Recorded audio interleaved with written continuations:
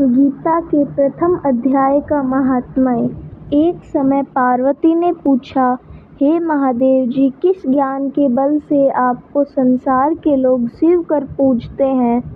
मृगछाला ओढ़े, अंगों में शमशानों की विभूति लगाए, गले में सर्प और मुंडों की माला पहन रहे हो, इनमें तो कोई पवित्र नहीं है। फिर आप किस ज्ञान से पवित्र हो? वह आप कृपा कर कहिए। श्री महादेव जी बोले, हे प्रिय, सुनो, गीता के ज्ञान को हृदय में धारण करने से मैं पवित्र हूँ और उस ज्ञान से बाहर मुझे के कर्म व्यापते हैं।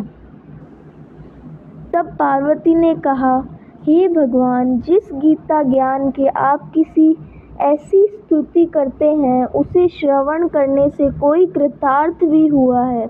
तब महादेव जी ने कहा, इस ज्ञान को सुनकर बहुत जीव कृतार्थ हुए और आगे भी होंगे। मैं तुझसे एक पुरातन कथा कहता हूँ, तू श्रवण कर। एक समय पाताल लोक में शेषनाग की शैया पर श्री नारायण जी नैन मुंद कर अपने आनंद में मग्न थे। उस समय भगवान के चरण चापती हुई श्री लक्ष्मी जी ने पूछा, हे प्रभु, निद्रा और आलस्य उन पुरुषों को व्यापता है जो जीव तामसी है, फिर आप तो तीनों गुणों से अतीत हो। श्री नारायण जी प्रभु वासुदेव हो, आप तो नेत्र मुंद रहे हो, यह मुझको बड़ा आश्चर्य है। श्री नारायण जी बोले, हे लक्ष्मी, मुझको निद्रा आलस्य नहीं व्यापता। एक शब्द रूप जो भगवत गीता है, उसमें जो ज्ञान है, उसके आनंद में मग्न रहता हूँ। जैसे 24 अवतार मेरे आकार रूप हैं, तैसे यह गीता शब्द रूप अवतार है। इस गीता में मेरे अंग इस तरह है: 5 अध्याय मेरा मुख है, 5 अध्याय मेरी भुजाएं हैं, 5 अध्याय मेरे हृदय और मन में, 16वां अध्याय मेरा उदर, 17वां अध्याय मेरी जगह है, 18वां अध्याय मेरे चरण है। गीता के जो श्लोक हैं सो मेरी नाड़ियाँ हैं, और गीता के अक्षर में है सो मेरे रोम हैं।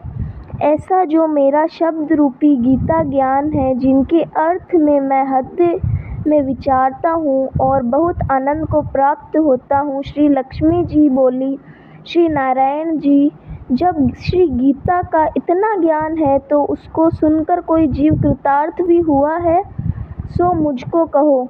तब श्री नारायण जी ने कहा, हे लक्ष्मी, गीता ज्ञान को सुनकर बहुत जीव कृतार्थ हुए हैं, सो तू श्रवण कर। शुद्ध वर्ण एक प्राणी था जो चंडालों में कर्म करता था और तेल लवण का व्यापार करता था। उसने बकरी पाली।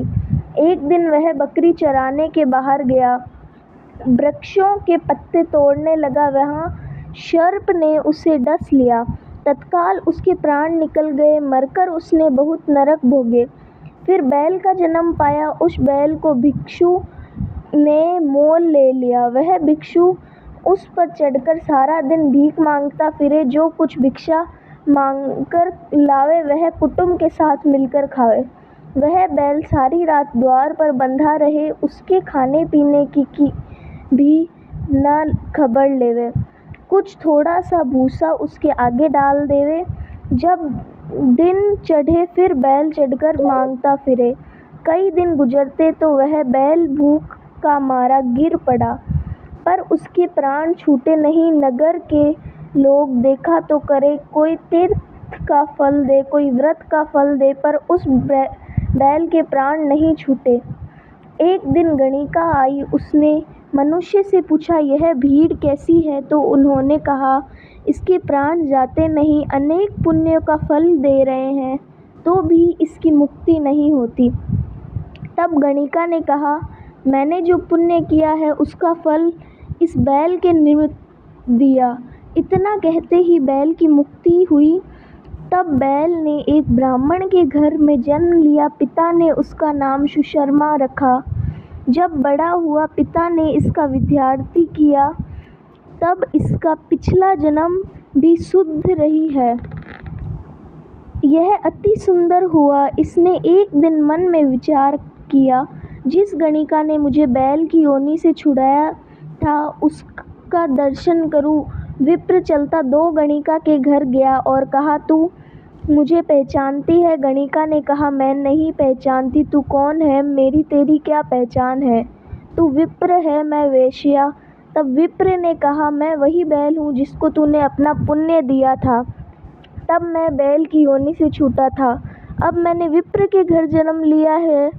तू अपना वह पुण्य बता। गणिका ने कहा, मैंने अपने जाने कोई पुण्य नहीं किया, पर मेरे घर एक तोता है, वह कुछ पढ़ता है, मैं उसके वाक्य सुनती हूँ। उस पुण्य का फल मैंने तेरे निमित्त दिया था। तब विप्र ने तोते से पूछा कि तू सवेरे क्या पढ़ता है? तोते ने कहा, मैं पिछले जन्म का विप्र का पुत्र था। पिता ने मुझे गीता के पहले अध्याय का पाठ सिखाया था। एक दिन मैंने गुरुजी से कहा, मुझको आपने क्या पढ़ाया है? तब गुरुजी ने मुझे शाप दिया कि तू सूआ हो जा। तब मैं सूआ हुआ। एक दिन फुंदक मुझे पकड़ने लगा। एक विप्र ने मुझे मोल लिया। वह विप्र अपने पुत्र को गीता का पाठ सिखाता था। तब मैंने भी सीख लिया। एक दिन विप्र के घर चोर आए। उनको धन तो प्राप्त न हुआ, पिंजरा उठा ले गए। उन चोरों की यह गणिका मित्र थी, मुझे इसके पास ले आए। सो मैं नित्य गीता के पहले अध्याय का पाठ करता हूँ। वह यह सुनती है, पर इस गणिका की समझ में नहीं आता जो मैं पढ़ता हूँ। वही पुण्य तेरे निमित्त दिया था, सो गीता जी के पहले अध्याय का फल है। तब विप्र ने कहा, हे तोते, तू भी विप्र, मेरे आशीर्वाद से तेरा कल्याण हो। सो हे लक्ष्मी। इतना कहने से तोते की मुक्ति भई।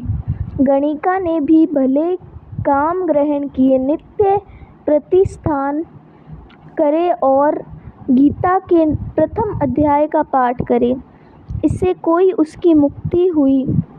श्री नारायण ने कहा, हे लक्ष्मी, जो कोई अज्ञानवश भी गीता का पाठ करे या श्रवण करे, तिसको भी मुक्ति मिलेगी।